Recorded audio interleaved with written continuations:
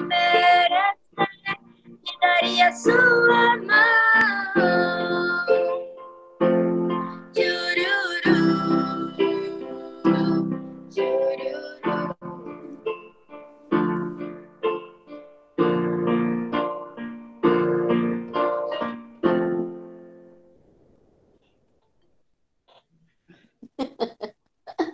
Linda.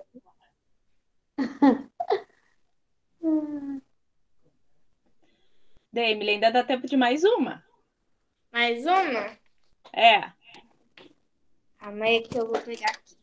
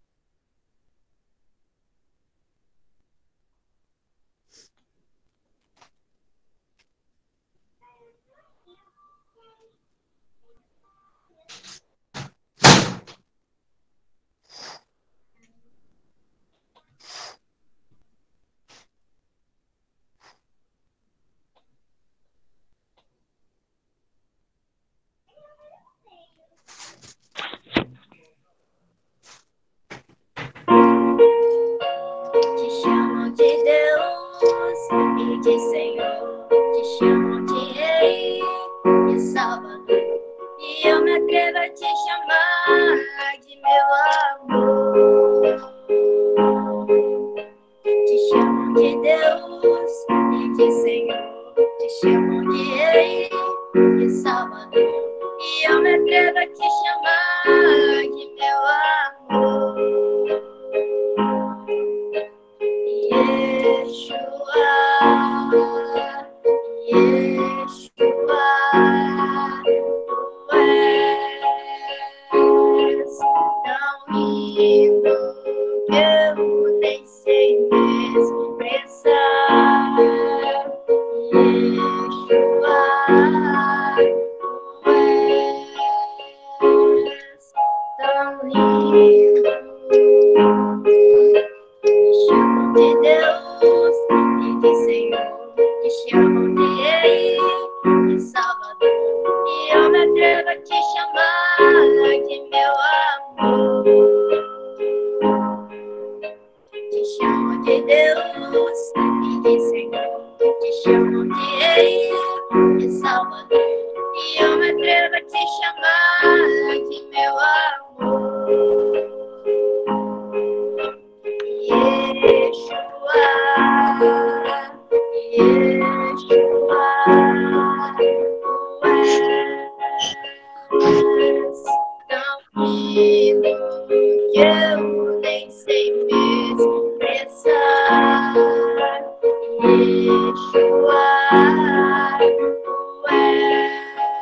tu és tão lindo.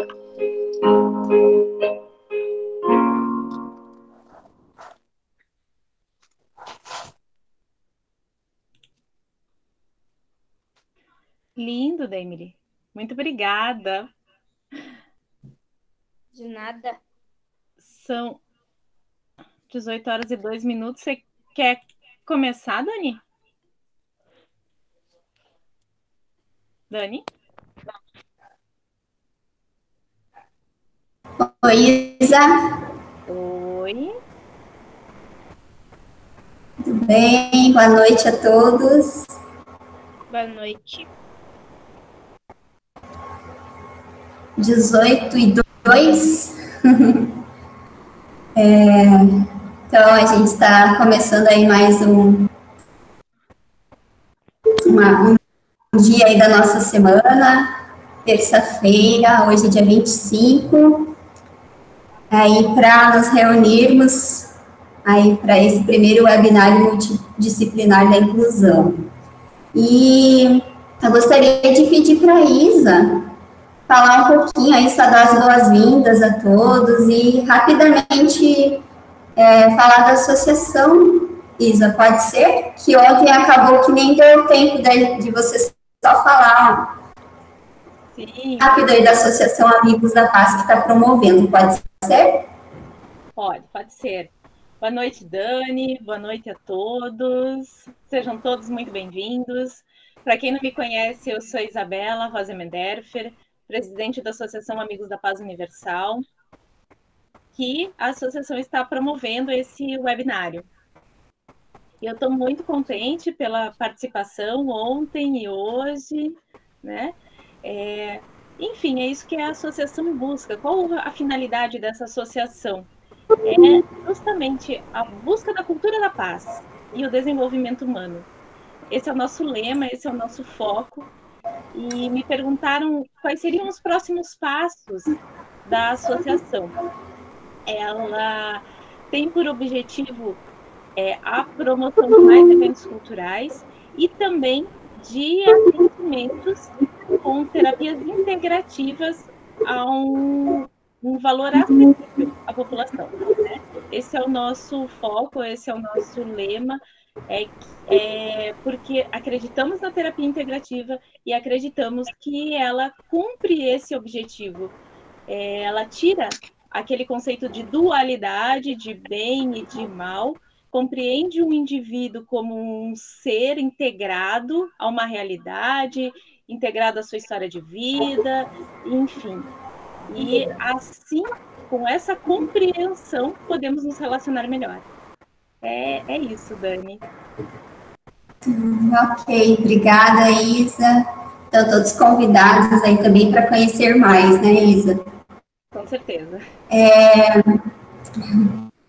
Hoje nós vamos ter aí 3 palestrantes, na verdade, 3 pessoas que vão trazer suas experiências, conhecimentos.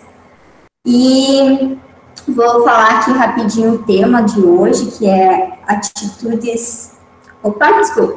estigmas retirando as lentes do preconceito, que vai ser a fala da professora e advogada Beatriz Oliveira de Paula, e também a Ana Carolina Pacheco, psicóloga clínica, e também temos o Ricardo Mesquita, que é arquiteto e urbanista, que também vai falar de inclusão e acessibilidade.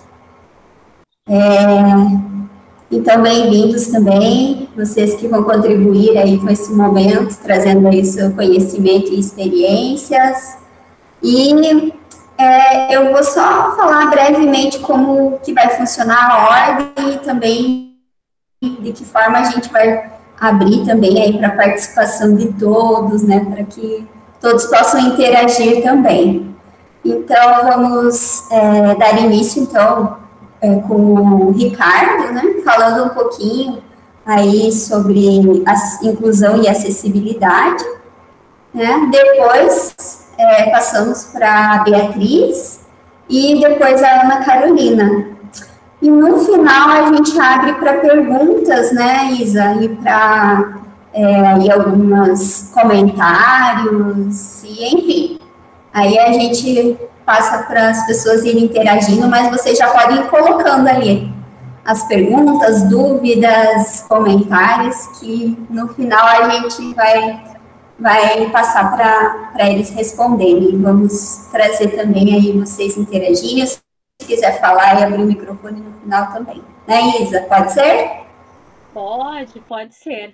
Então, eu passo a palavra para o nosso arquiteto, né, para o Ricardo, Por gentileza, se puder abrir o microfone, a imagem, se apresentar melhor, contar para a gente aí um pouquinho da sua história. Boa noite. Boa noite. Só um minutinho que eu estou atendendo uma ligação exatamente do meu amigo Paulo Rosa aqui, só um pouquinho. Fala, Paulo. Nosso professor Paulo Rosa, nosso palestrante de ontem, né? Não, eu entrei lá, estou te vendo lá no YouTube também. Oi? Você já estava, então? Já. Então, você não me viu lá?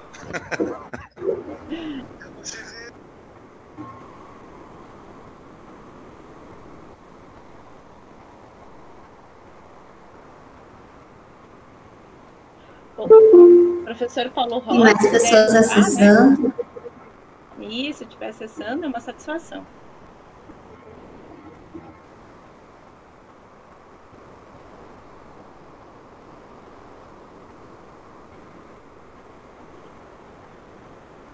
Se vocês quiserem ir escrevendo aí também, de onde vocês estão, como deixando aí um oi, podem ficar à vontade também.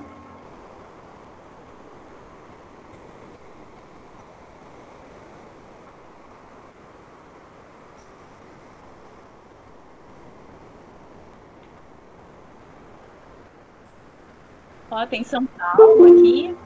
Ricardo, a hora que você quiser começar, Ricardo, também fica à vontade, tá bom?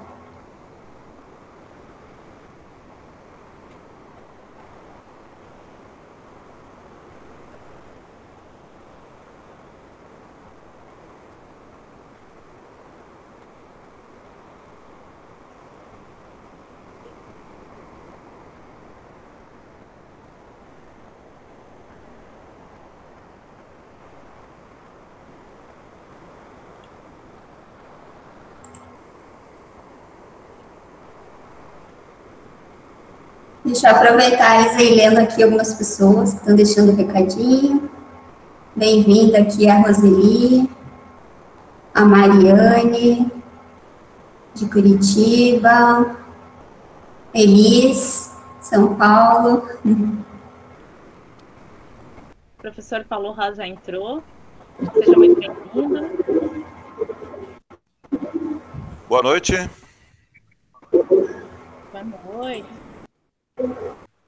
Boa noite, pode ficar à vontade, Ricardo, agora para começar a tua explanação, aí, começar a sua fala.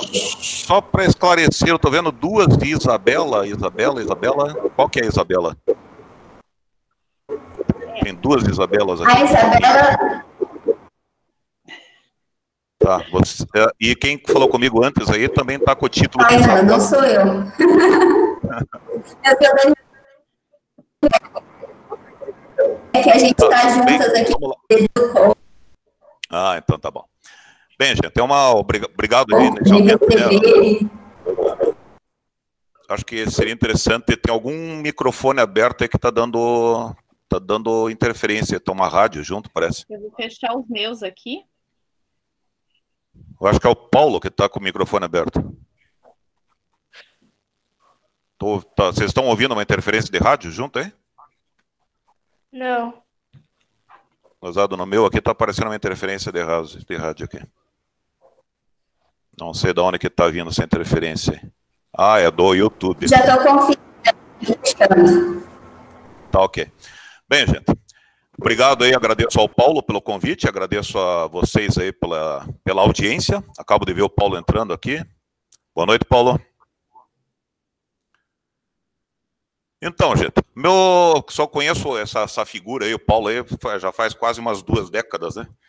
E já estou nessa lida aí da acessibilidade, já tem quase 4 décadas. Eu sempre gosto de comentar, né, como é que eu entrei nessa situação aí da acessibilidade. Primeiro eu queria saber, o microfone tá ok? Tá transmitindo legal? Joia. Como é que foi a minha... Diz que você chega numa causa, né, pela dor ou pelo amor, né? No meu caso, foi meio a meio. Eu primeiro sofri um acidente seríssimo de motocicleta, ainda na época de faculdade. que me causou mais de 50 fraturas no corpo. Só para vocês terem uma ideia, a minha perna esquerda tem 45 fraturas, mais costelas, escápula, clavícula. Só não quebrei, graças a Deus, a cabeça e a coluna, né? E isso me causou uma vivência, né, durante 6 anos, com todos os apetrechos, desde a cama, né, desde o momento que você está lá entubado, quase que cheio de tubo para tudo até lado, e tração, e passando por inúmeras cirurgias, foram um total de 18 cirurgias, e isso me fez passar pela vivência, né, desde a imobilidade total, até quando eu finalmente festejei o dia que me foi autorizado a andar de cadeira de rodas, depois de 6 meses de cama, e nesses 6 meses também tive aqueles sérios problemas, né, que já levaram alguns amigos nossos, né, que são as escaras, que se não forem bem tratadas, pode causar até uma septicemia, né, que foi o que aconteceu recentemente com o nosso amigo o Mauro Nardini, né, que o dele ainda foi agravado pelo tal do Covid aí, né.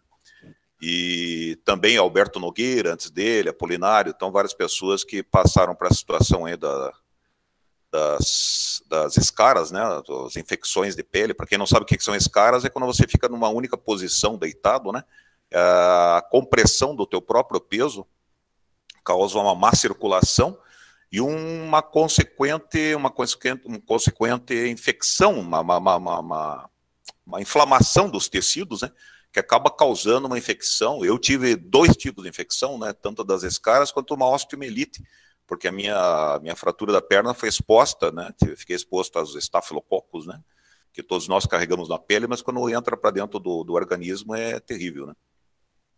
E fiquei 1 ano afastado da faculdade, fazia arquitetura na PUC, estava no 4º ano de arquitetura, e naquele tempo, não sei quantos aí são do tempo dos dinossauros como eu, mas eu passei pela PUC de 79 a 83.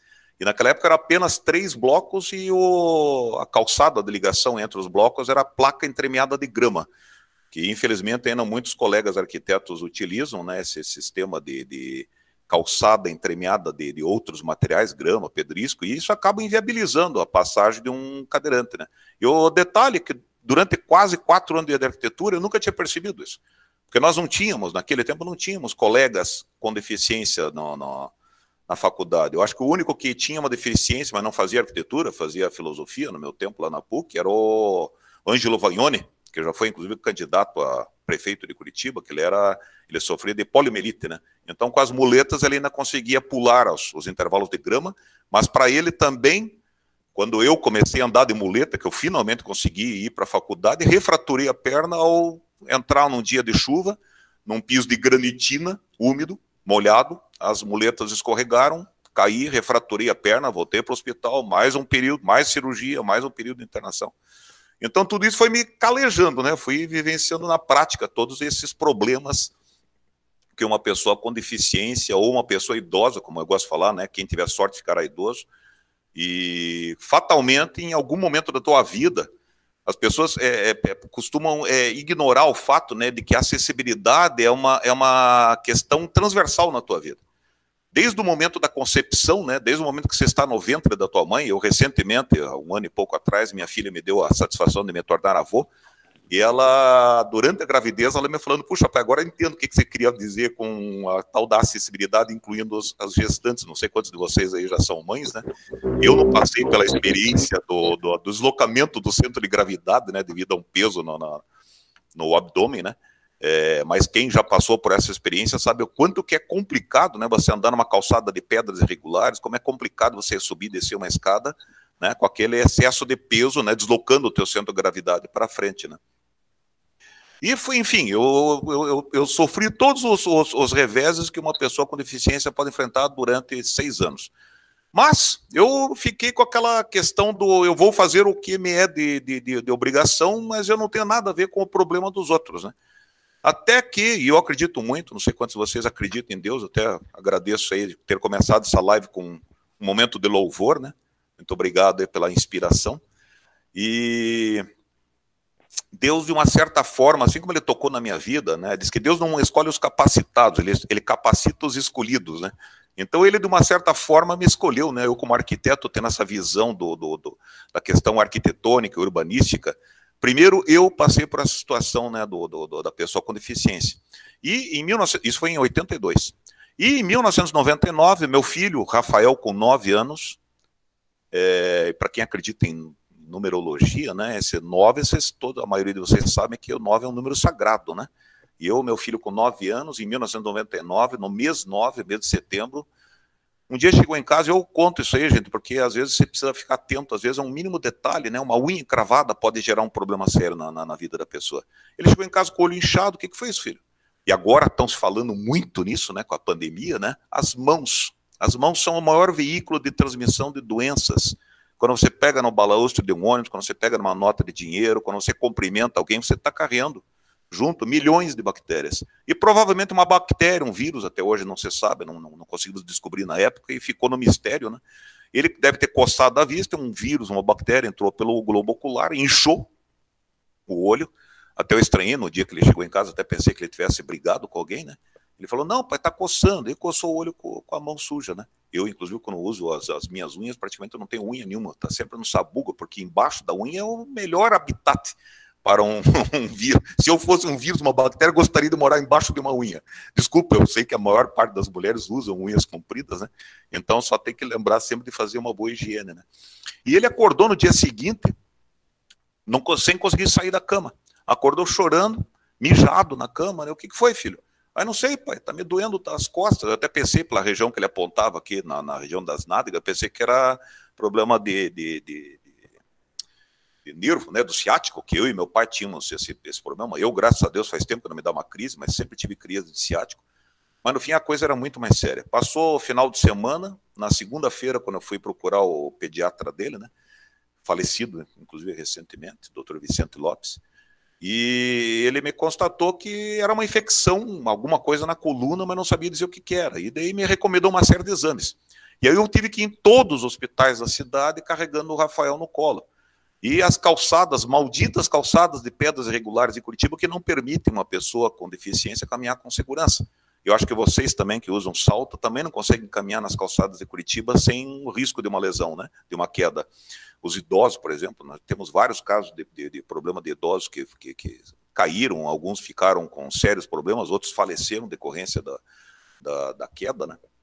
E eu vá em todos os hospitais, inclusive um deles, o Hospital de Clínicas, fica ali perto, inclusive, da reitoria, né, onde eu vivia visitando o Paulo, hoje faz tempo já que eu não vejo o Paulo lá na reitoria, mas a própria reitoria, né, não tem acessibilidade nenhuma, né, o Hospital de Clínicas, para você chegar no Hospital de Clínicas, pela General Carneiro, você não chega, porque a calçada em frente ao hospital é de pedras irregulares e pior, tem degraus na calçada. Eu até achei que essa plataforma tivesse uma forma de fazer um compartilhamento de imagem, mas eu não achei aqui. Tá, mas para quem é de Curitiba, né, não sei se todos são aqui de Curitiba, mas o Hospital de Clínicas é uma referência mundial de transplante de medula óssea. E uma pessoa não consegue chegar de cadeira de rodas. Então é uma coisa que beira o ridículo, né?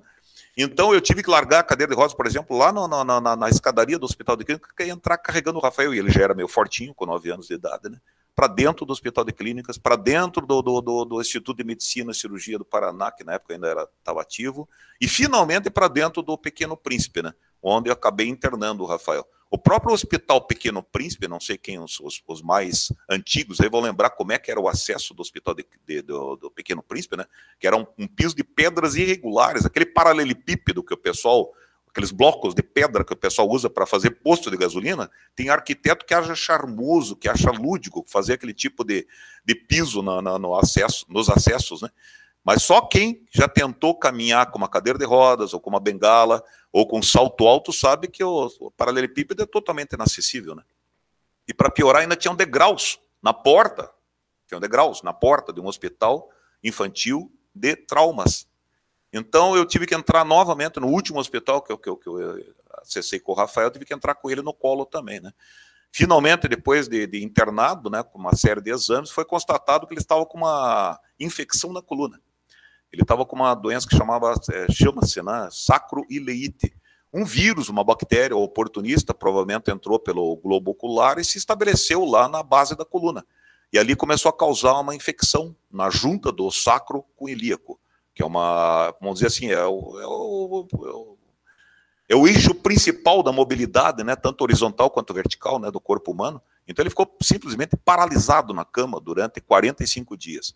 Graças a Deus a história terminou bem, por Deus, porque de acordo com a médica não tinha mais o que fazer, porque ele estava com uma infecção dentro do osso, e a única forma de fazer uma constatação do que estava provocando, e aparecia na radiografia, aparecia um buraco grande, do tamanho de um feijão cavalo, preto, no meio, entra na junta, entra no sacro ilíaco. E para quem acredita em milagre, gente, quem não acredita, paciência, mas eu tenho 2 radiografias para provar que realmente houve algo sobre-humano, no caso com meu filho, né, com o Rafael.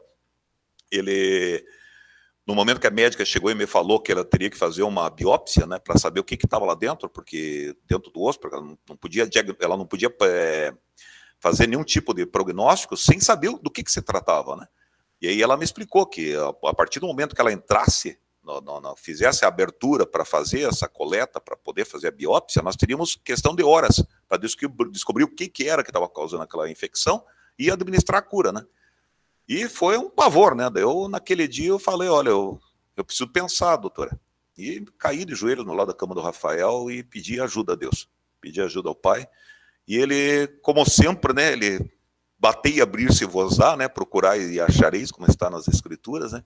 E ele, na mesma noite, eu sou evangélico, nasci na igreja adventista, me criei na igreja adventista até os 15 anos, mas ele estudava na escola católica. E Deus, para mostrar que ele é uma entidade laica, né? Ele não tem preferência pela região A, B ou C, ele encaminhou para o hospital aquela noite a irmã que era diretora da escola Santa Teresinha, onde ele está vivo ainda para provar que a coisa foi realmente um milagre, né?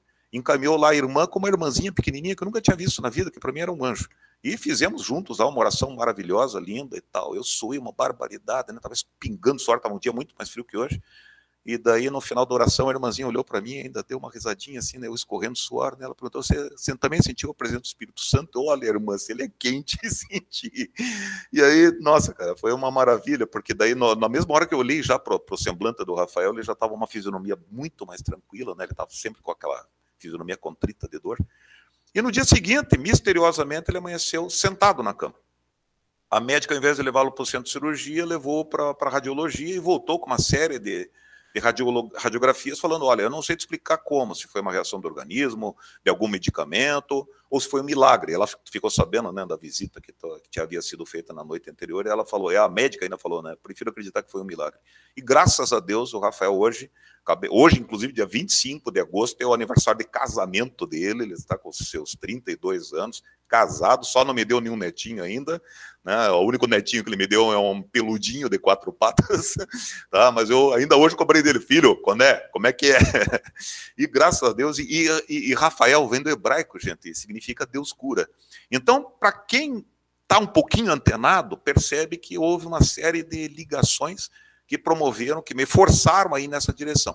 E a partir de então, e esse eu até quero mostrar para vocês aqui, um desenho que ele fez aos 9 anos de idade, não sei se vão conseguir, está parecendo ao contrário, né? Acessibilidade já. É um bonequinho sentado numa cadeira de rodas, sorrindo, né? Ele está sorrindo, isso aqui é a criação do Rafael, né? Com 9 anos de idade. E o bonequinho está sorrindo porque ele está subindo uma rampa, né? Então, acessibilidade já. Isso aqui, para quem quiser depois receber, gente, o Paulo já conhece aqui de muito tempo, é um folder que eu procurei sintetizar numa única folha de papel A4, as principais leis de acessibilidade, que tem as principais leis de acessibilidade, inclusive a Lei Brasileira de Inclusão, e aqui dentro tem um mini checklist de como fazer acessibilidade, como ilustração de um predinho, onde foi a minha primeira intervenção de acessibilidade depois que o Rafael saiu do hospital, onde vocês podem ver ali um prédio, né, de padrão classe média alta, onde nós criamos, é uma pena que não dá para compartilhar o desenho, mas tem uma rampa, um caminho, né, ao longo do jardim.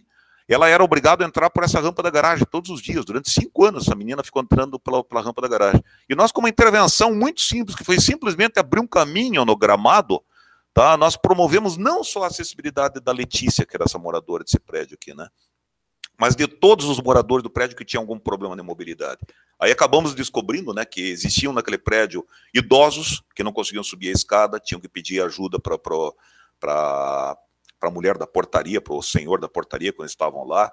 Existia problema também de falta de mobilidade para casais com filhos pequenos, com carrinho de nenê, que também tinham que pedir ajuda para subir e descer as escadas, né? Então, e até mesmo em dia de mudança, eles tinham problema de transportar objetos pesados para dentro dos apartamentos, porque não era uma escadaria relativamente grande, 7, 8 degraus. Né? Então, nós acabamos descobrindo que não era só Letícia, eram várias pessoas que precisavam daquela mobilidade. Né? Então, isso me despertou, né, uma vontade. Eu fiquei tão satisfeito no primeiro dia que a Letícia entrou sozinha, depois que nós fizemos aquele caminho em frente ao prédio, que custou a bagatela de menos de R$8 por morador, tinham 200 e poucos moradores no prédio, né? Eu fiz as contas lá, entre tirar a grama, construir o calçamento em bloco de concreto intertravado e refazer o paisagismo, custava R$2.000 e poucos, dividido por 240 moradores, dava menos de R$8 por morador, ou seja, menos que um sanduíche por morador. Então, a acessibilidade, além de tudo, ela tem que ser acessível, ela tem que ser acessível no sentido financeiro, né?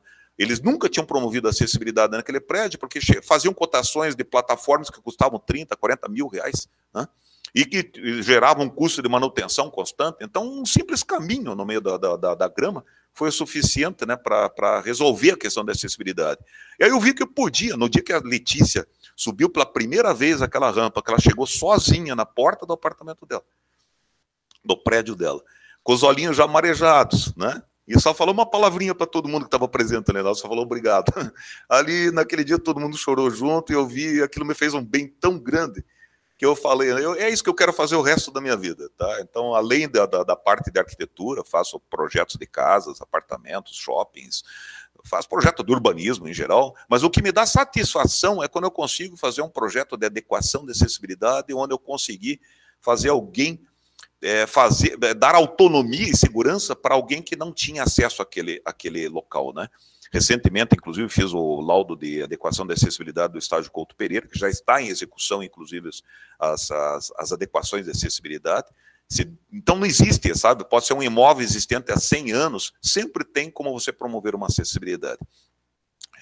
E em cima disso, eu comecei a fazer um projeto em cima do outro, comecei a conhecer pessoas, né? O Paulo Rosa, inclusive, uma das pessoas que juntos, né, Paulo, lutamos lá pela adequação da acessibilidade da Avenida Marechal Deodoro, isso lá no comecinho dos anos 2000, né, onde eles estavam reformando a rua e iam refazer as calçadas em petit pavé, em aquelas pedrinhas irregulares, né?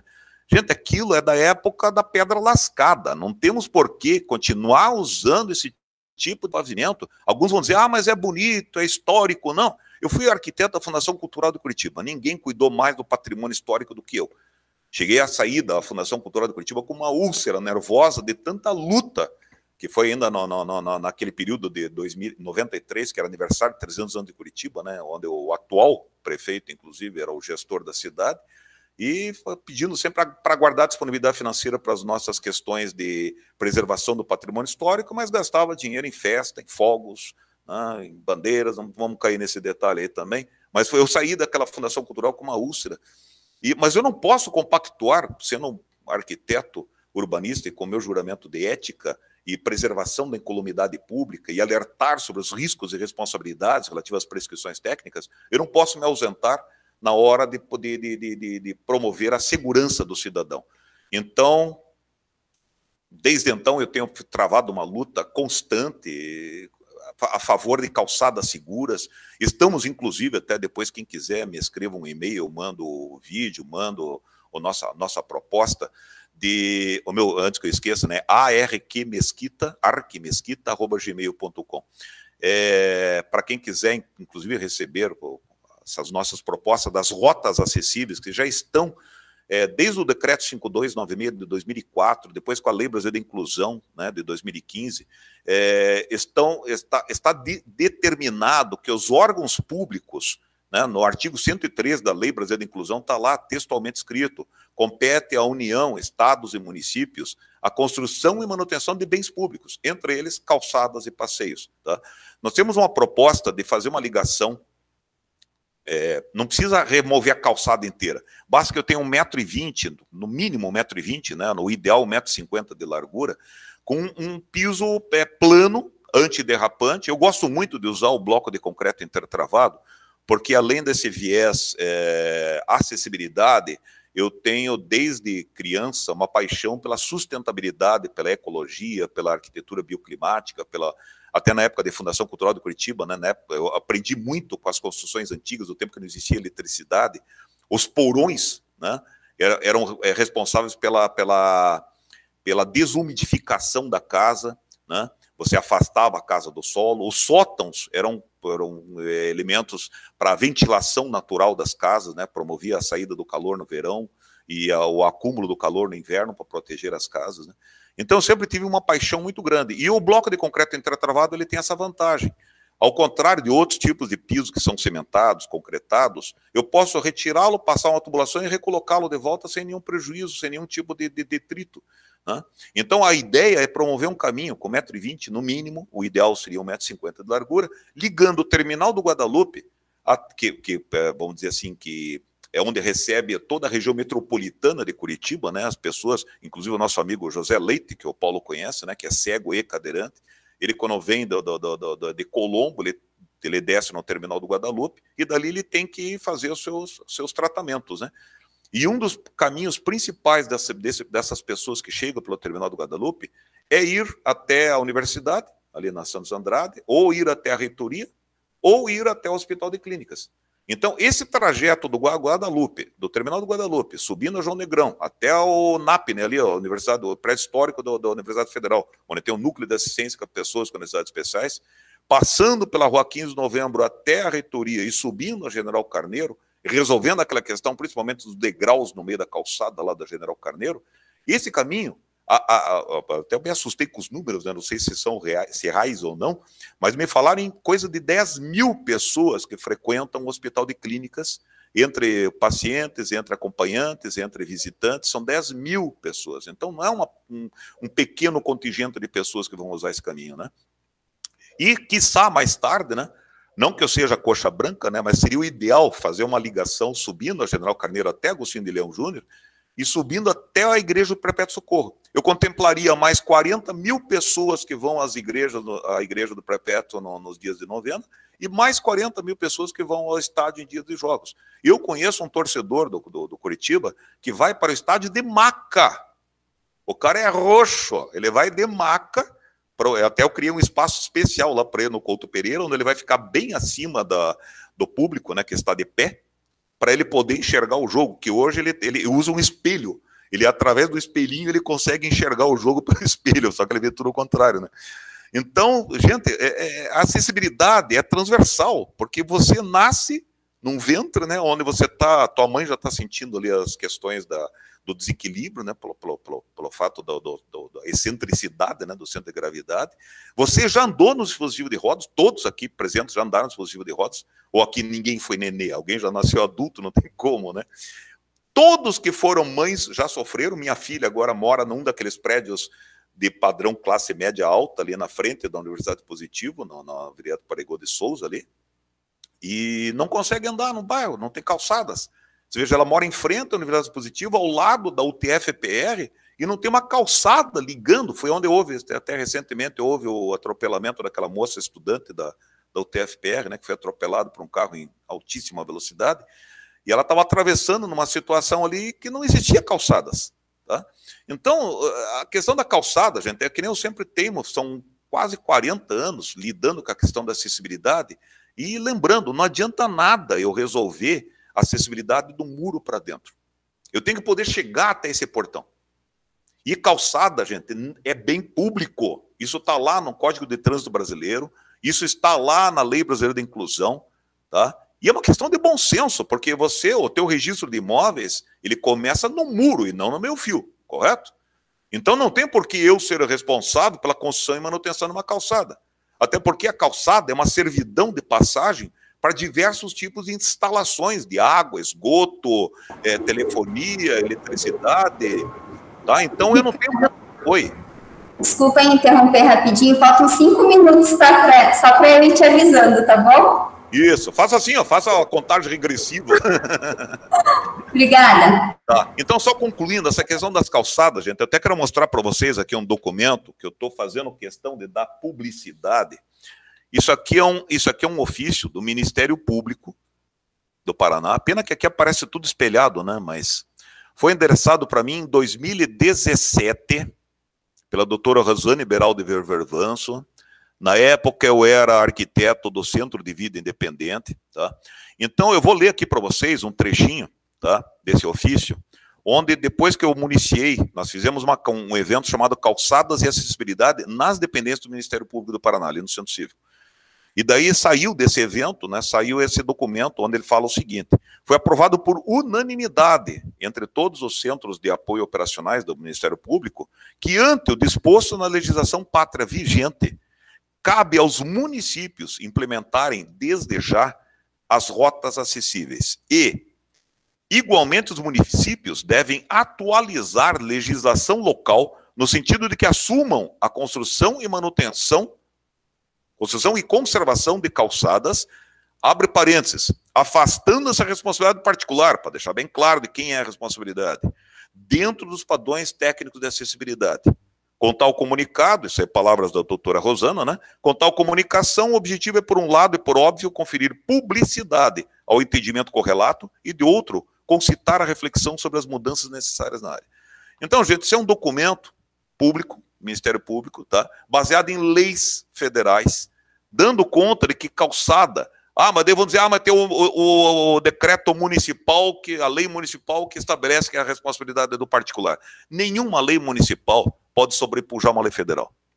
A não ser em casos extremos, como, por exemplo, agora durante essa pandemia, que o Supremo Tribunal acabou decidindo, por uma questão até de você poder fazer a localização dos problemas, né, acabou decidindo que os municípios deveriam administrar a questão do isolamento ou não, né, durante a questão da pandemia. Mas, fora isso, nenhuma lei municipal pode sobrepujar uma lei federal. Até porque a Lei Brasileira de Inclusão é uma lei que tem status de Constituição.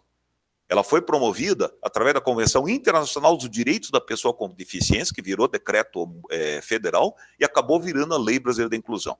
Essa convenção, ela foi estabelecida, até o nosso amigo, o Dr. Ricardo Tadeu Marques da Fonseca, que foi o primeiro juiz, desembargador cego do Brasil, foi um dos signatários dessa convenção lá em Nova York.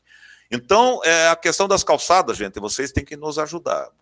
Essa é a nossa briga número 1 atualmente.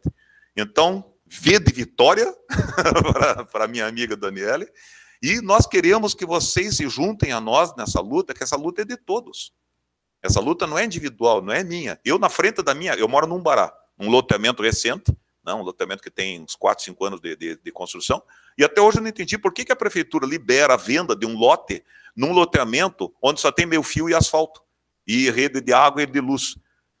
Por que já não é, na hora de aprovação, na hora de liberação de venda de um lote, já não é exigido que ele tenha as calçadas de acordo com a legislação, com as normas técnicas? E na ausência, por que a prefeitura não assume o que é da sua responsabilidade, de acordo com o que vocês acabaram de ver pela documentação? Então, gente, eu quero só deixar aqui externar aqui a minha indignação, né, em relação à questão das calçadas, e quero convocar a cada um de vocês presentes. Eu fico sempre feliz de participar desses eventos de responsabilidade social, que vocês, mulheres, são as que mais se importam com a questão da responsabilidade social. Vocês têm que nos ajudar nessa luta, vocês têm que estar junto conosco nessa luta por calçadas melhores, por segurança maior, né? Lá em São Paulo, só para vocês terem uma ideia, o Instituto de Pesquisas Econômicas Aplicadas, o IPEA, ele constatou que por ano são 2 bilhões de reais gastos com quedas em calçadas. Além da morte ou do acidente da própria pessoa, além de tudo ter o passivo, né, que a pessoa às vezes era o esteio de uma família, ela causou uma série de despesas para o Estado, para o Ministério da Saúde. Então é uma necessidade de todos. Obrigado por enquanto, aguardo aí a continuidade para a parte de esclarecimento de dúvidas.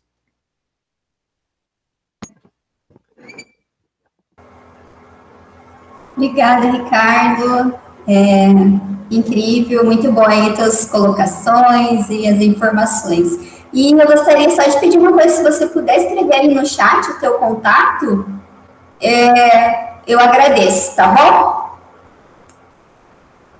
Eu não consegui pegar ali na hora para digitar. Obrigada.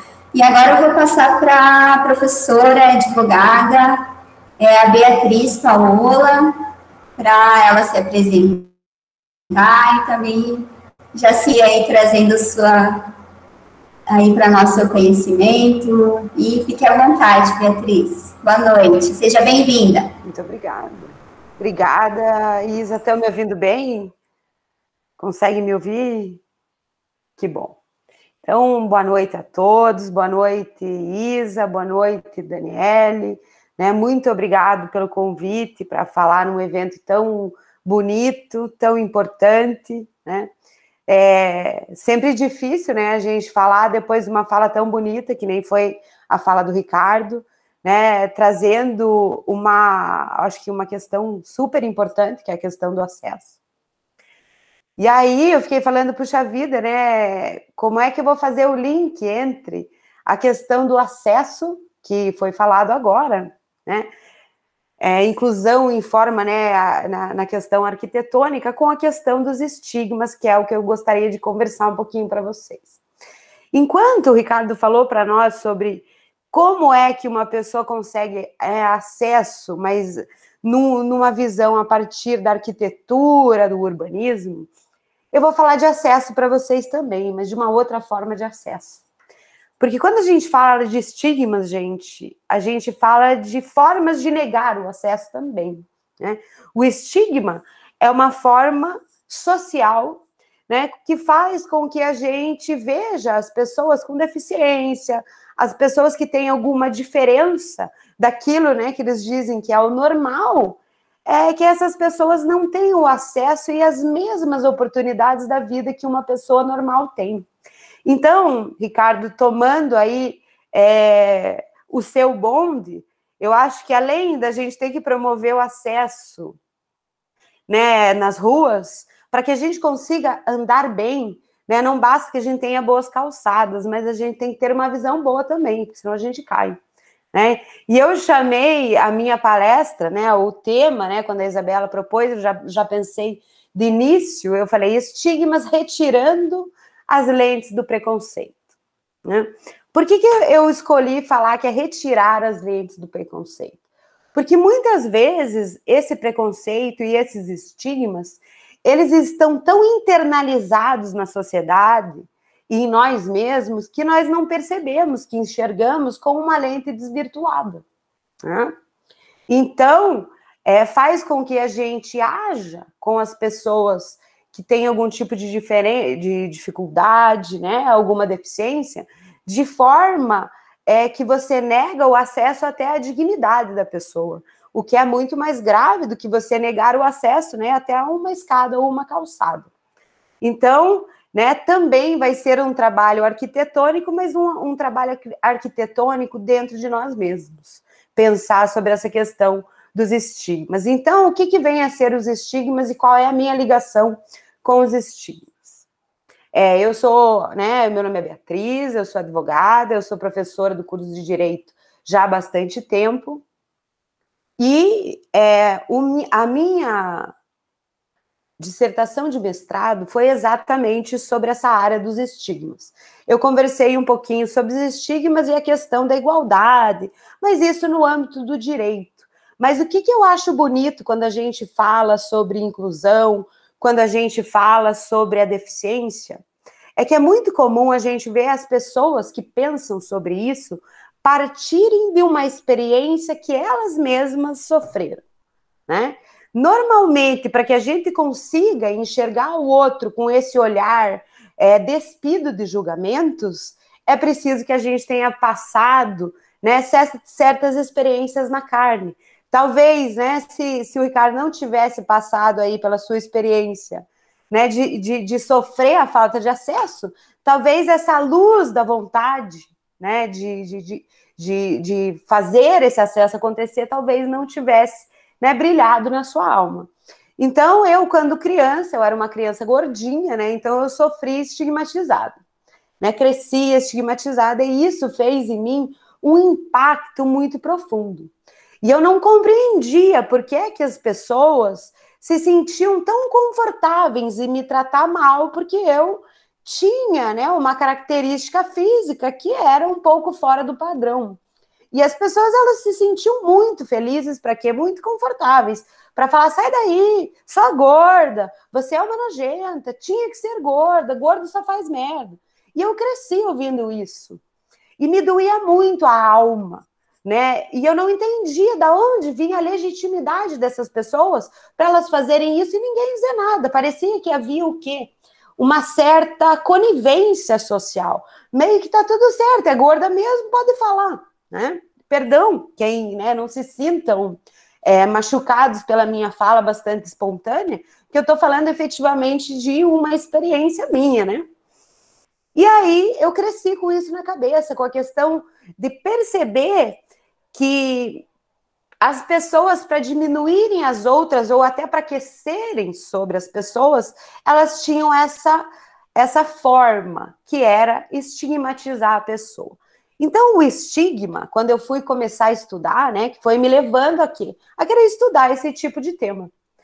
E aí, quando eu fui estudar, quando a primeira vez apareceu a problemática dos estigmas para mim, foi através de um livro do Erving Goffman, né, que chama-se Estigmas.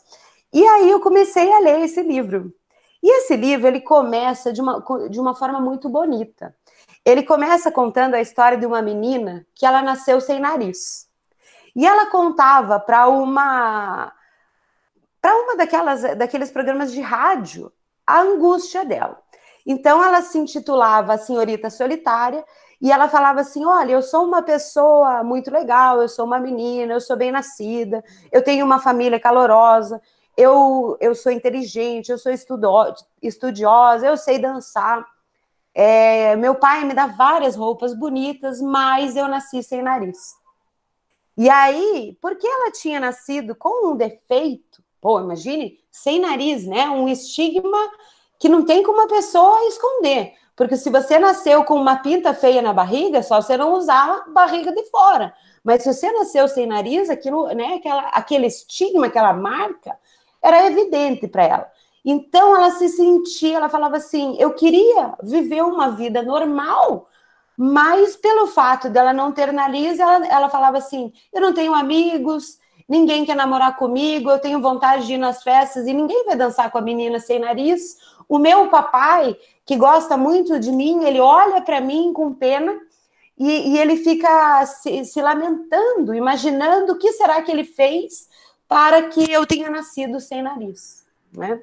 Esse é um exemplo, lógico, que forte do que é um estigma, mas muitas vezes, gente, a pessoa não precisa nascer sem nariz para que a própria sociedade trate do quê? Né? De, em nome de uma normalidade, tente fazer o quê?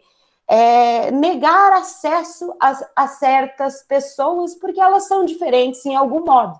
Seja porque precisam usar uma cadeira de roda, seja porque sejam cegas. Eu tive, certa ocasião, a alegria, e digo alegria porque foi um aprendizado e tanto, de ter um aluno cego na graduação. Nunca mais tive nenhum aluno cego na graduação de Direito.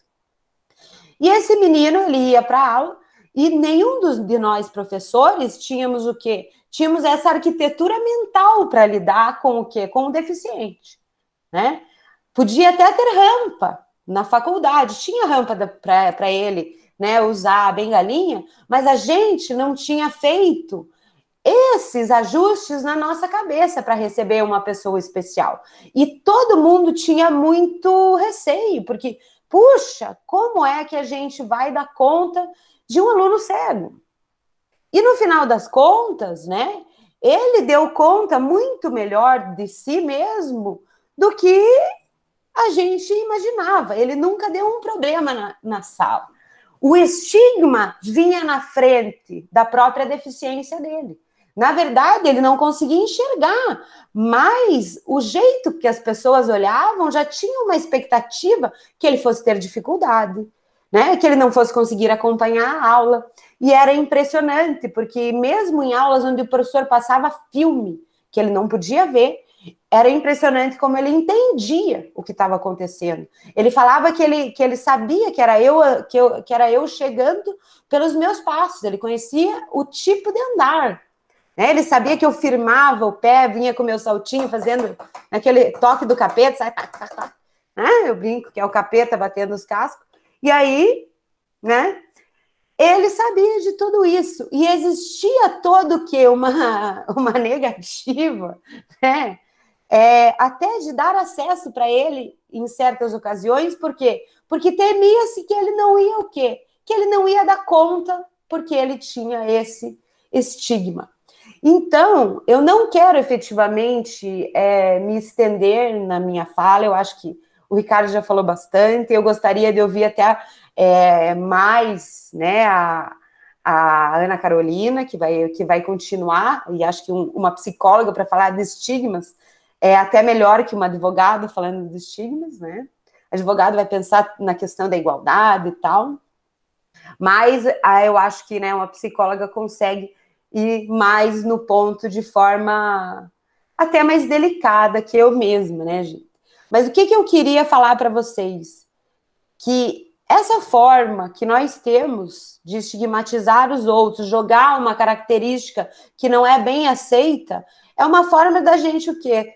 De meio que querer falar assim, eu não tenho aquele estigma, então pelo menos eu sou melhor. Eu posso ser pior em tudo, mas eu sou melhor que aqueles que são estigmatizados.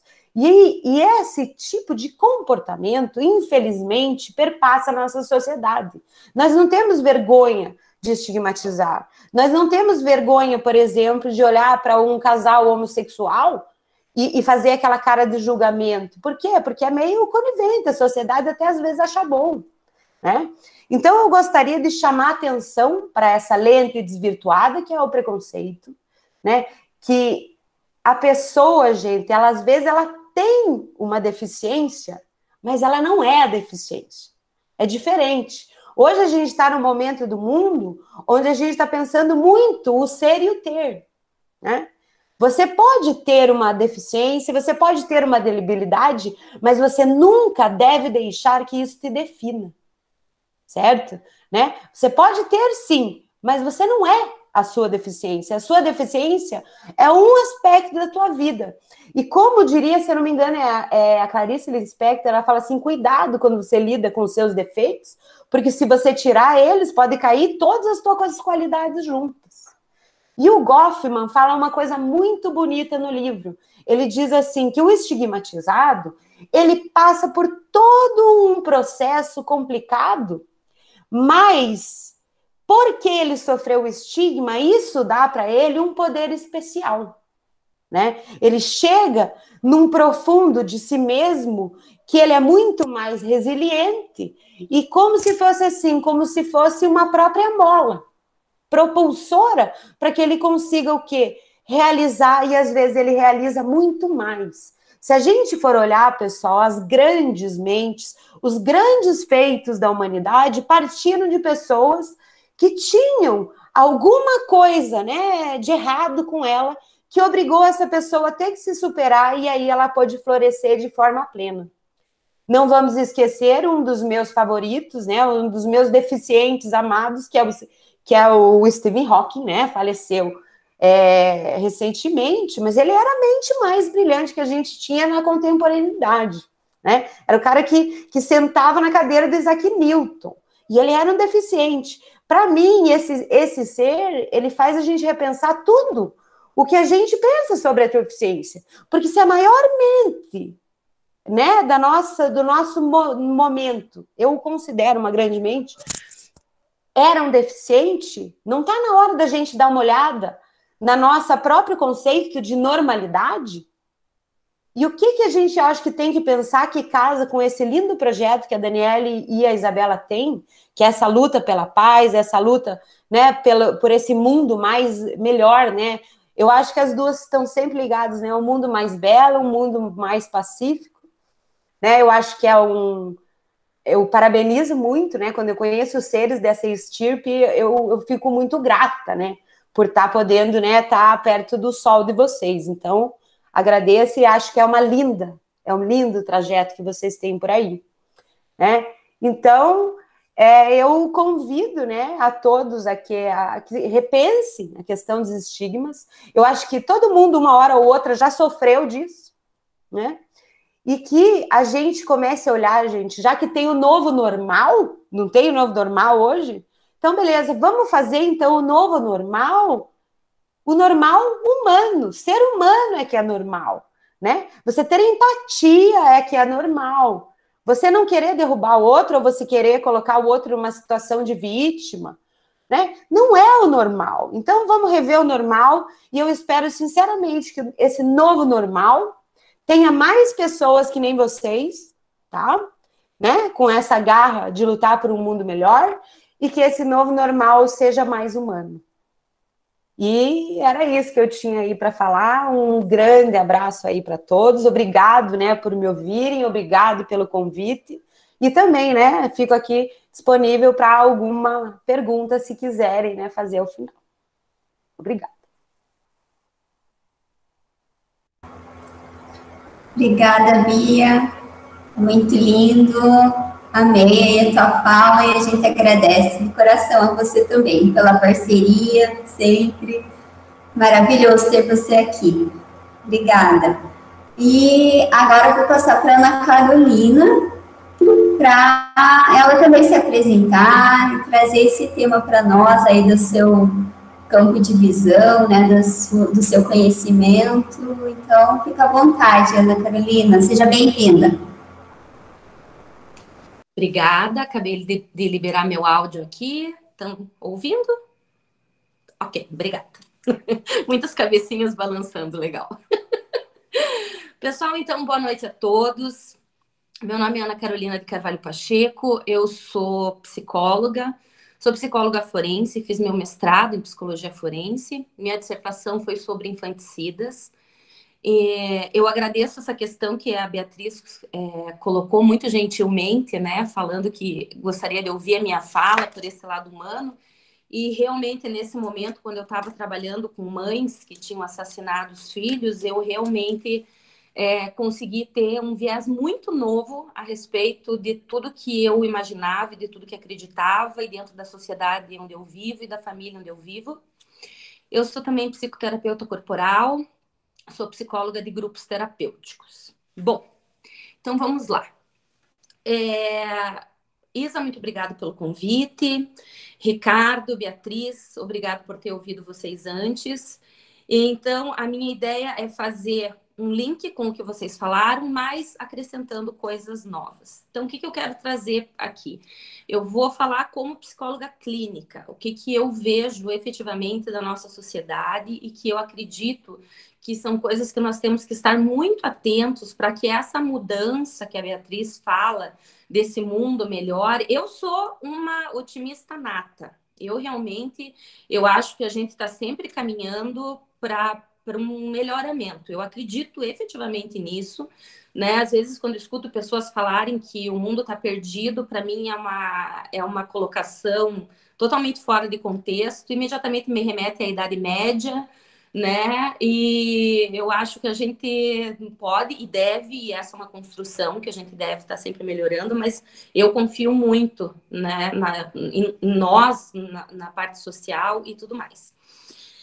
Porque o que eu vejo? Como eu estava falando, nós estamos incutidos dentro de uma cultura, e é isso que nós temos que ter essa percepção. Um termo que vem sendo usado agora e que eu acho ele muito bacana é tal coisa em desconstrução. Então, eu sou um machista em desconstrução. Eu sou um preconceituoso em desconstrução. Porque a gente vê muito as pessoas conversando, as pessoas falando, as pessoas tentando ter justificativas. Como eu ouvi esses dias de uma pessoa que é uma pessoa estudada, que é uma pessoa culta, e ela veio com uma frase, né, que vocês provavelmente já ouviram, né, falar, e que quem tem o mínimo de tato sabe que ela é uma frase preconceituosa, e que essa pessoa falou assim para mim: não, eu não tenho preconceito, eu não sou uma pessoa preconceituosa, eu não tenho preconceito com pessoas negras, porque se eu tivesse, eu não era amigo do fulano que é negro. Né? Na hora que essa pessoa falou isso, ela mesma já percebeu e se corrigiu. Mas o fato é que naturalmente ela acredita dessa forma, né? Então, esse é um exemplo.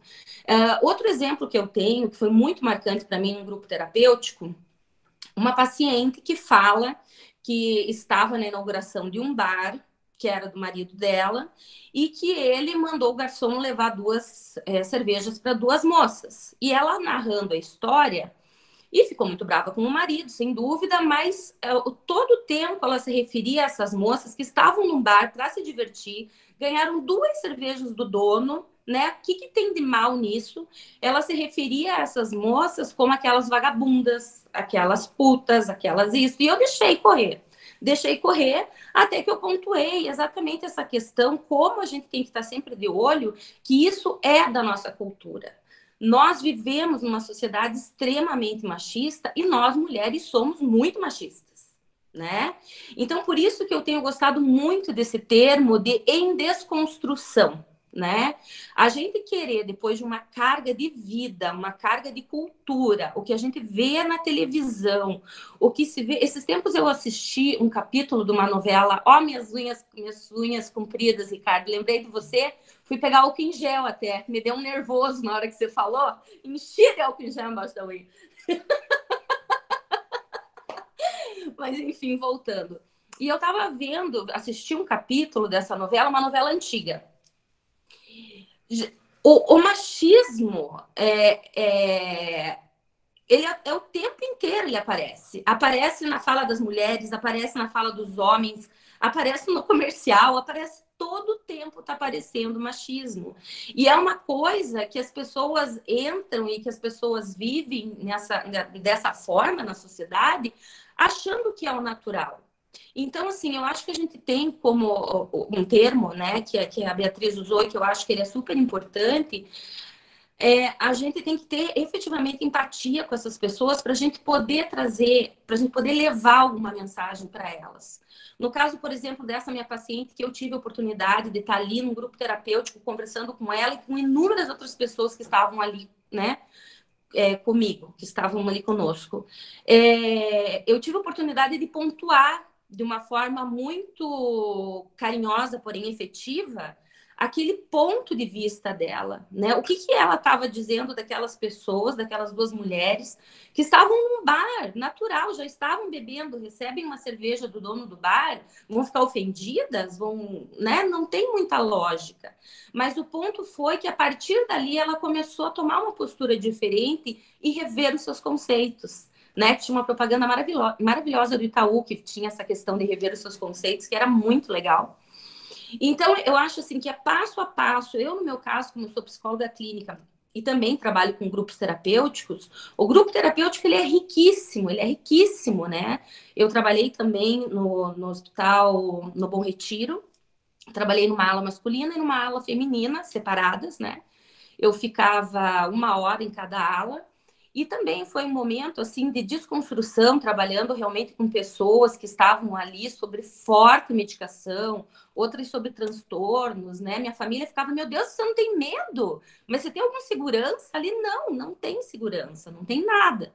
Né? Inclusive, se fosse para ser segurança, os meus seguranças eram as próprias pessoas que estavam internadas ali. Né? Mas eu confiava no trabalho que eu estava fazendo, eu confiava naquelas pessoas que estavam ali, e eu ficava sozinha, lá no fundo das alas, sempre as 2 alas eram no fundo que a gente ficava, e eu confiava plenamente que aquelas pessoas, apesar dos distúrbios psicológicos, neurológicos, psiquiátricos que tinham, né, diante da postura, e isso daí também eu acho que é uma coisa bem importante, a postura que a gente toma diante das situações, eu acho que ela é de extrema importância, de extrema importância. Talvez uma psicóloga que estivesse numa situação dessa e se sentisse insegura, desse algum problema.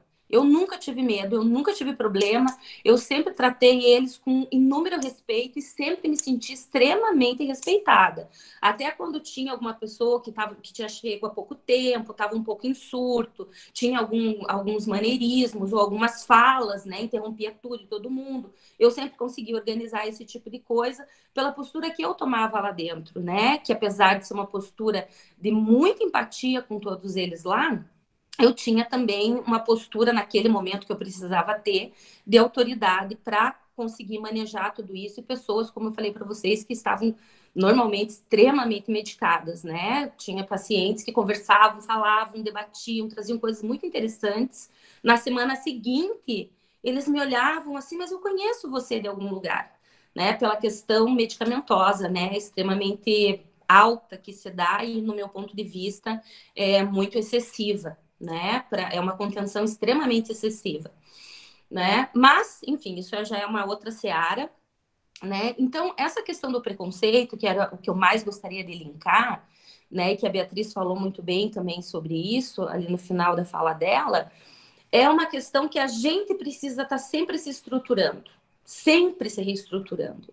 Eu me descobri uma pessoa cheia de preconceitos, né? Quando eu trabalhei com as infanticidas, com as minhas filhas, eu tenho 2 filhas que elas vinham, me pontuavam coisas, e eu achava, nossa, mas que exagero de vocês, e com o tempo aquilo foi me abrindo os olhos, e através do estudo, e através de vivência, e através, né, a clínica psicológica é um lugar riquíssimo, né? Não só para o paciente, como para o próprio terapeuta, é um lugar maravilhoso, né, onde a gente, através das estruturas psicológicas do paciente, a gente consegue lidar com as estruturas psicológicas da gente, então chega a ser uma troca bem interessante, apesar da gente ter um papel específico ali, né, a gente não está para se tratar, a gente está para tratar a pessoa que está ali, mas sempre a fala do paciente traz coisas muito importantes e, eventualmente, questionamentos para a gente, né?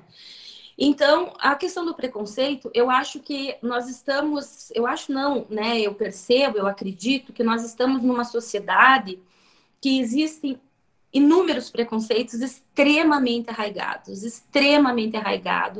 e que a gente precisa estar sempre prestando muita atenção em todas essas coisas para ver qual que é a nossa postura diante do outro, né? Qual que é a nossa postura diante de uma propaganda de televisão mesmo, para quem assiste, para quem gosta, para quem está vendo, e questionando essas coisas, no que pode melhorar, no que isso está certo, no que isso está errado, para, a partir de um ponto de vista mais saudável, mais sano, nosso mesmo, a gente ter uma consciência melhor e maior e uma empatia. Isso vai gerando automaticamente uma empatia com o outro para qualquer questão que seja.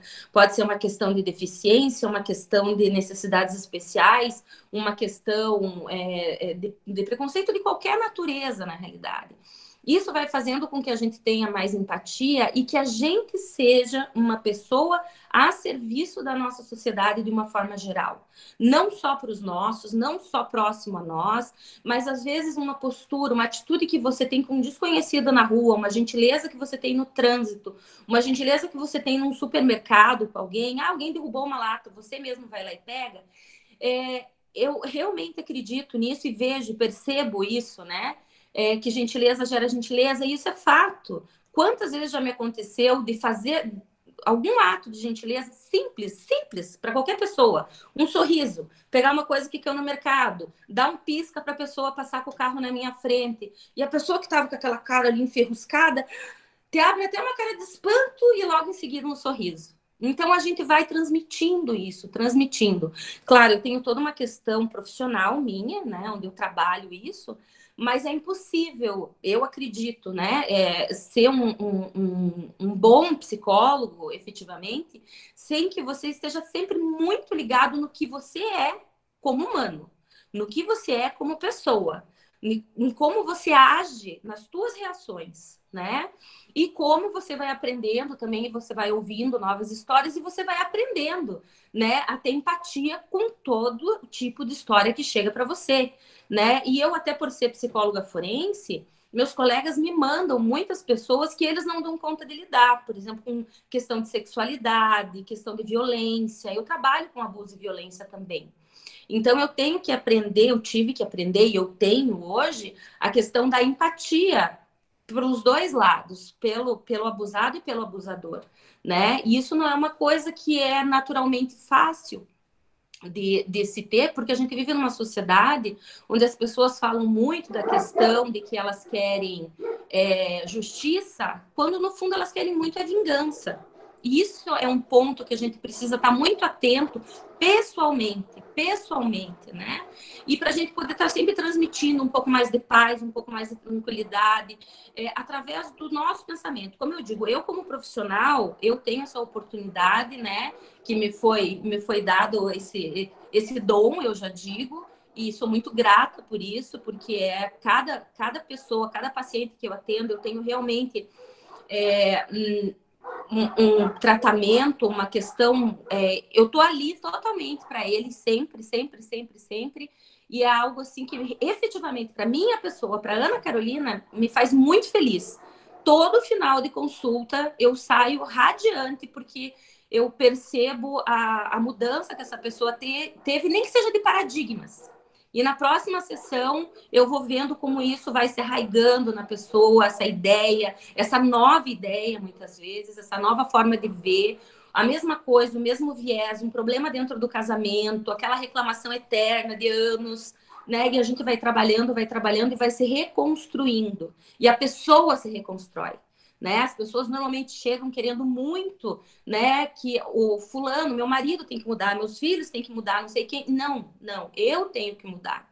E daí isso se faz, né? Quando eu mudo minha postura, uma frase que eu falo muito, né? Que as pessoas falam. Eu já falei para ele 1 milhão de vezes. Eu falei, não fala nunca mais. Esse jeito não funciona. Não funciona. Vamos procurar outro. E essa frase, na hora que você for falar, engole, porque essa a gente sabe que não funciona. Então, é muito legal, né? Eu gosto muito do que eu faço, sou muito feliz na minha profissão. E eu gostaria de deixar esse recado final, né? Porque até onde eu sei era até às 19 que a gente ia estar aqui. Então, eu também, obviamente, me coloco à disposição para perguntas. Vou deixar meu contato de Instagram e vou deixar meu WhatsApp também ali nos comentários, né? Se alguém tiver depois alguma dúvida que queira falar em off, né? Fico à disposição de vocês. Mas o que eu gostaria de trazer realmente é essa questão mais focada no preconceito, né? Porque eu acho que o Ricardo já falou sobre a questão da acessibilidade brilhantemente, a Beatriz falou especialmente sobre estigmas, né? E deu uma pincelada no preconceito, e eu gostaria de trazer essa questão do preconceito propriamente dito, que a gente tem que cuidar muito, até porque muito do que a gente julga nos outros muitas vezes está dentro da gente também. Então, começa conosco. E eu gostei muito desse termo que eu ouvi, né? Não faz muito tempo, que eu sou uma pessoa em desconstrução daquilo que não me serve mais, daquele paradigma que eu vejo que não é muito legal para mim ou para a sociedade. Eu vou desconstruindo isso. Queria dizer pontualmente, eu não sou uma pessoa preconceituosa. Na sociedade que a gente vive, é muito difícil uma pessoa poder dizer categoricamente que ela não é uma pessoa preconceituosa. Então, a gente tem humildade de dizer que a gente está desconstruindo coisas que a gente começa a perceber que não são saudáveis para a gente e para a sociedade. Eu acho que é o melhor caminho para a gente seguir. Gente, um beijo para todos. Carolina? Continua aqui. Ana. Oi. Ana? Tô ouvindo. Posso perguntar? Claro. Consegui reativar o som aqui. Estava desativado por conta de uma chamada já há 1 hora. O Paulo Rossi está falando. Uhum. É o seguinte, qual que é a hipótese? Porque nós falamos muito de empatia, mas parece que estamos caminhando, a leitura aí, Paulo está cortando um pouquinho. Um caminho, parece que estamos caminhando, deixa eu pegar o celular, vamos ver se melhora. Tá ficando para uma direção oposta. Basta ter uma opinião contrária à minha, que eu excluo outro, cancelo outro. Parece que estamos caminhando assim numa rejeição exagerada do outro. A minha pergunta é dura para você. Cortou. Porque se nós fôssemos pensar em perigo, não é o caso, né? Nós temos hoje o outro é menos perigoso do que era há 1000 anos atrás. E onde está a hipótese? Onde que a gente erra na primeira infância para que a gente tenha no outro esse demônio, esse opositor, na tua opinião? Onde a gente erra? Bom, como eu falei, eu acho que a gente nasce numa sociedade. Eu não consegui ouvir o começo da tua pergunta, mas ouvi o final e eu acho que é por aí que eu vou. Acho que vou te responder qualquer coisa, você me questiona novamente. Bom, como eu falei, a gente vive numa sociedade e numa cultura. Né? Isso já traz que, inclusive, uma sociedade, uma cultura cheia de paradigmas, cheia de estigmas, cheia de crenças, e isso naturalmente os pais, os cuidadores, os tutores vão passar para os seus filhos, assim como toda forma de mídia que hoje em dia e já há um bom tempo, né, as crianças, os adolescentes têm acesso. Né? Existe uma coisa que eu vejo muito, uma questão social de mais ou menos assim, a pessoa tem que viver num quadrado. Então, a pessoa, em tese, né? Vamos falar de uma classe social específica aqui. Então, a pessoa tem que entrar no colégio, ela tem que sair do colégio, ela tem que escolher uma faculdade, né? Ou ela já tem que terminar o segundo grau e tem que começar a trabalhar.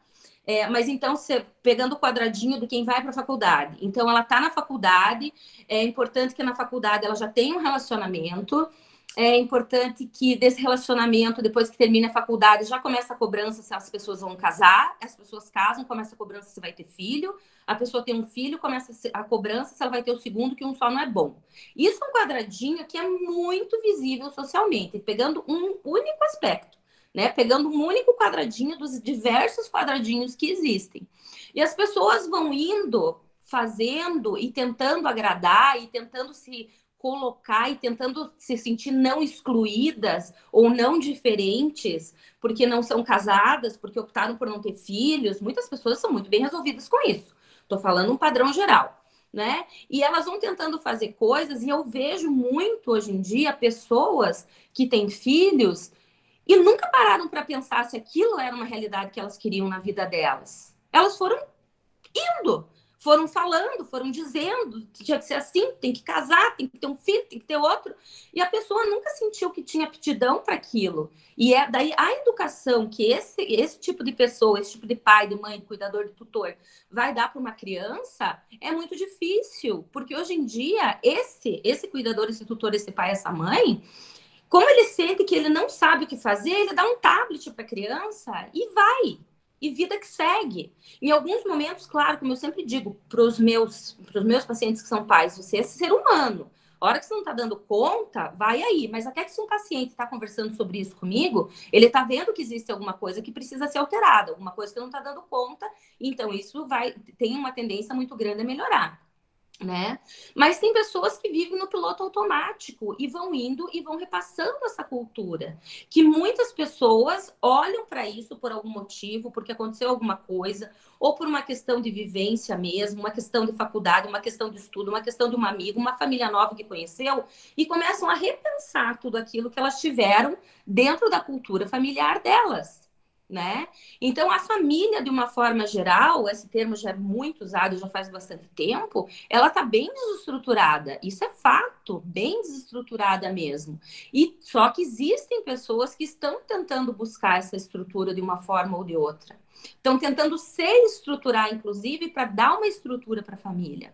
Então, eu acho que são essas pessoas que acabam fazendo a diferença com uma pessoa, com outra. As pessoas que, na realidade, estão tentando se buscar, estão percebendo em si, desliga um pouco o piloto automático, nem que não seja direto, mas um tempo ali para e pensa sobre a vida. E essas pessoas eu acho que estão fazendo diferença, Paulo. Eu acredito realmente, como eu falei, não sei se você estava ouvindo desde o começo, eu sou uma pessoa muito otimista, é fato, realmente. Mas eu não sou uma pessoa cega às realidades que estão acontecendo no mundo, de forma alguma. Mas me chama muita atenção, né, a solidariedade que tem existido. Por exemplo, agora nesse início de pandemia, a solidariedade que foi gerada com pessoas que estavam sem alimento, sem emprego, eu mesma faço parte de um grupo, Existe Amor em Curitiba, então eu faço parte do grupo do WhatsApp. As pessoas entram ali falando suas necessidades, imediatamente alguém já se movimenta e já vai ajudar. Então, essas coisas me gritam muito aos olhos, sabe? E talvez, como eu disse, por eu ser uma pessoa que tem uma característica mais otimista da vida. Mas sem perder todo esse viés, até porque eu trabalho com muita questão das dificuldades, com muita questão das pessoas que chegam na clínica, né, com problemas muito sérios. Então, isso tá sempre comigo, não tem como, né? Não é Poliana moça, não é por aí. Mas eu tenho essa visão que me grita aos olhos esse tipo de coisa, né? Como, por exemplo, esse grupo que eu tô falando. Faltou te responder alguma coisa? Eu acho que tinha mais alguma coisa que se perguntou, Paulo, que eu não abordei.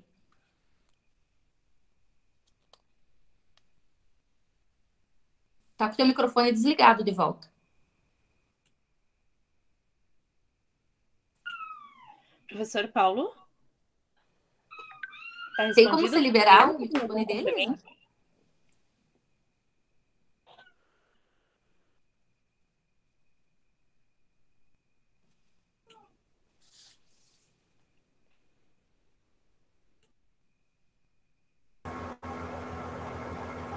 Voltou.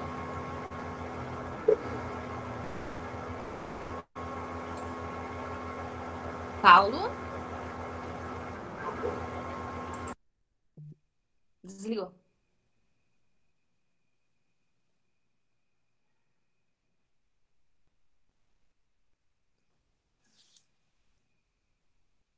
Paulo, se tiver mais alguma coisa que eu possa complementar, a Isa tá ligando o teu microfone. Eu acho que ela ligou e você desligou. Daí é só esperar um pouquinho, ela liga e você fala. Isa, pode tentar de novo? Está dando que eu não posso ligar o microfone. Ih, Paulo, bloqueou a gente. Cadê?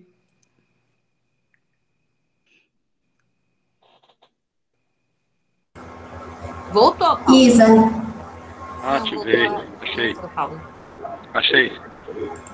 Achei. Ah, tá. Não, Carolina, é isso mesmo. Tá me ouvindo? Tô. Eu demorei para achar aqui porque eu não domino bem aqui ainda esse programa. É isso mesmo, a tua leitura é muito boa. Nós somos cobrados, né, por produtividade, não só do trabalho, mas da família, sem uma reflexão sobre quem somos nós, né? E aí, como não conhecemos exatamente o que nos realiza, o que nos felicita, também negamos o outro, né? Na verdade, negamos a nós próprios e também negamos o outro que está próximo de nós, cobrando que seja a mesma coisa. E vendo no outro a fonte do perigo, do medo, do estranho, da violência. Então, a tua leitura foi muito boa, muito boa. Parabéns aí pelo trabalho. E deixa esse contato aí no webinário, para a Isabela, para a gente saber o número do Existe Amor em Curitiba, que acho que se a gente puder ajudar em alguma coisa. Tá. Obrigada, Paulo. E uma coisa só que eu gostaria... Todo mundo está querendo ajudar, a gente não sabe como, né? E uma coisa que você falou que eu acho interessante de ver todo esse horror, resumidamente, no outro, existe também uma necessidade muito grande de ter no outro uma bengala, né? Isso é muito comum da gente ver. As pessoas se relacionam, elas formam quase como se uma tivesse encostada na outra. Se uma cai, a outra cai junto. E daí essa que cai fica brava porque, nesse momento, agora que eu precisava de você, você não estava aí para me apoiar.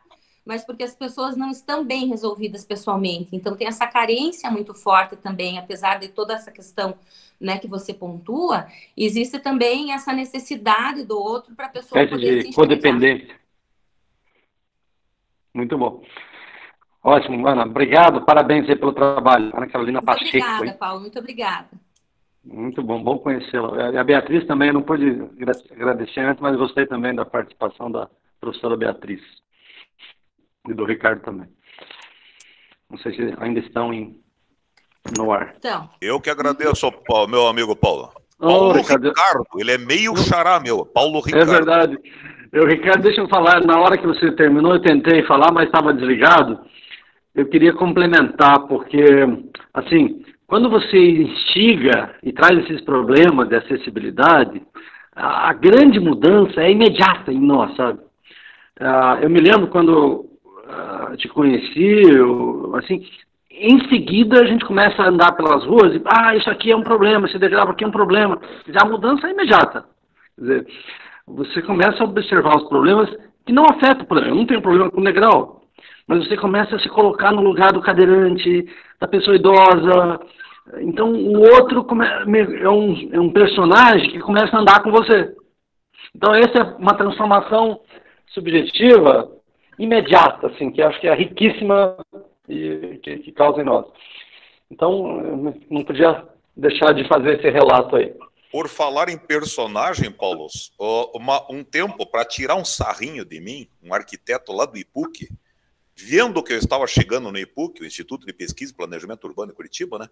Ele comentou assim com um amigo, mas num tom suficiente que eu ouvisse também, né? E pronto, chegou Zé da Rampa. Eu falei, porra, que legal, cara, tava procurando um codinome e achei. Exatamente. Tá me chamando de Zé da Rampa. Mas eu pedi só licença um minutinho aqui para a Isabela. No seguinte, gente, esse vírus, apesar das perdas inestimáveis, na véspera do Dia dos Pais, perdi o meu contador, um dos meus melhores amigos, o Walter. Mas esse vírus, ele veio nos ensinar muita coisa. Principalmente a questão da empatia, como muito falou bem aí a Ana Carolina, né?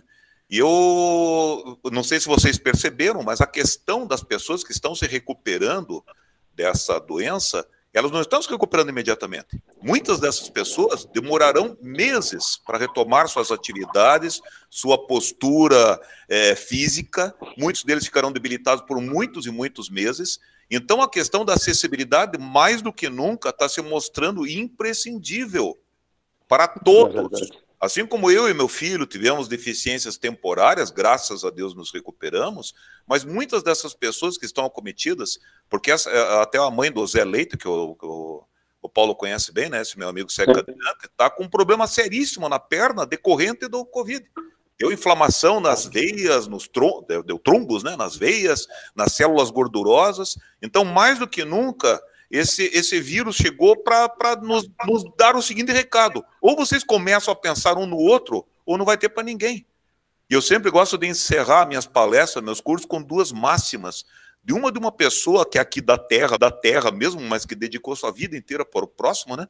Que ele fala o seguinte: embora ninguém possa voltar atrás e fazer um novo começo, qualquer um pode começar agora e fazer um novo fim, que é o Chico Xavier, né? E o outro que é meio da terra e meio dos céus, né? Que falou nos deixou esse recado há mais de 2000 anos atrás, né? Ama teu próximo como a ti mesmo. A partir do momento que você se coloca no lugar do próximo, você vai ver aquilo que não faz bem para você, não vai fazer bem para o teu irmão, não vai fazer bem para as pessoas que convivem com você. Eu novamente quero agradecer, Paulo, pelo convite, para todos os presentes, pela atenção, e me coloco à disposição para quando vocês quiserem. É só dar um toquezinho e me chama aí que eu estou aqui pronto. É um assunto que eu adoro falar, é a acessibilidade. Muito bom. Obrigado a todos. Obrigado, gente. Parabéns para você, Ricardo, para a Ana Carolina Pacheco, professora Beatriz. E nos vemos novamente amanhã, então. Muito obrigada, Paulo. Mas alguém tem alguma pergunta? Alguma colocação? Basta que abra o microfone. Tem mais? Tá tudo tranquilo? Todo mundo quietinho? Aqui. Os parabéns aos nossos palestrantes, né? Muita gratidão aí.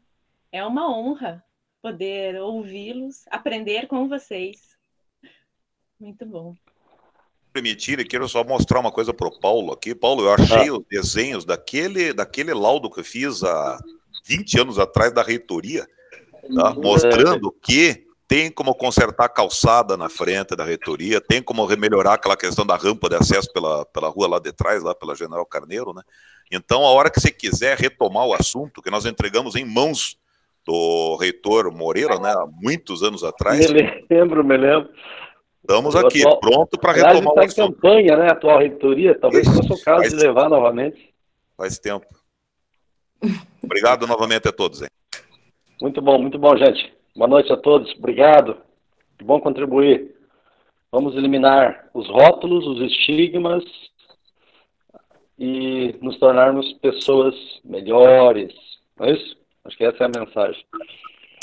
Gente, eu quero também aproveitar, então, já que não tem pergunta, agradecer a todos que participaram.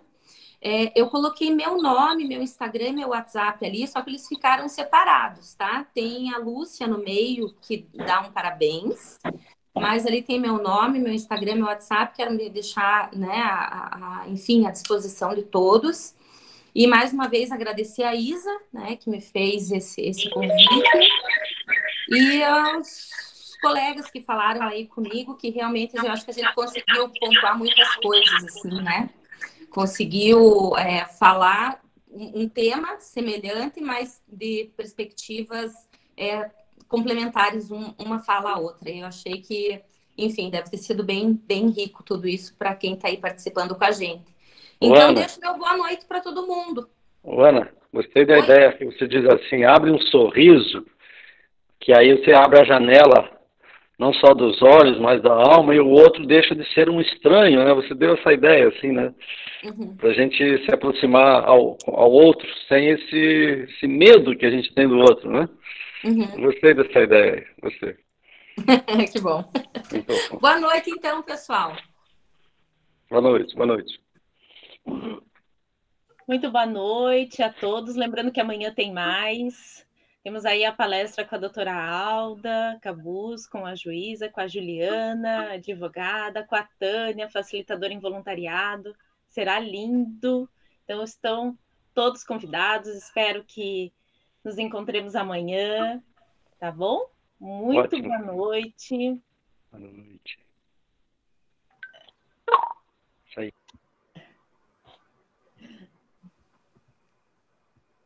Como é que sai das telas?